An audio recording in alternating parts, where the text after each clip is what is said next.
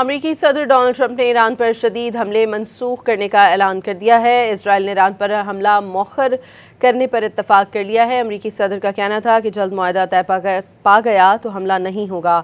معاہدے میں آبنائے ہرمز فوری طور پر کھولنے کی تجویز ہے۔ ایران کے جوہری پروگرام کا خاتمہ بھی شرائط میں شامل ہے۔ ضرورت پڑنے پر تباہ کن کارروائی کی صلاحیت رکھتے ہیں۔ امریکی صدر کا کہنا تھا کہ ایران کی کرنسی کو تباہ کر رہا ہوں۔ ٹرمپ نے دعویٰ کیا ہے کہ ایران اور مشرق وسطیٰ کے دیگر ممالک کی درخواست پر حملہ منسوخ کیا۔ اسرائیل نے ایران پر حملہ مؤخر کرنے پر اتفاق کر لیا ہے۔ ٹروتھ سوشل پر جاری بیان میں ٹرمپ نے کہا کہ حملے کی منسوخی فوری معاہدے سے مشروط ہے۔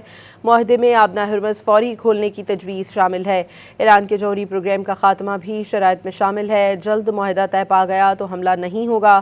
انہوں نے خبردار کیا کہ ایران کے خلاف کارروائی کا اختیار ان کے پاس موجود ہے۔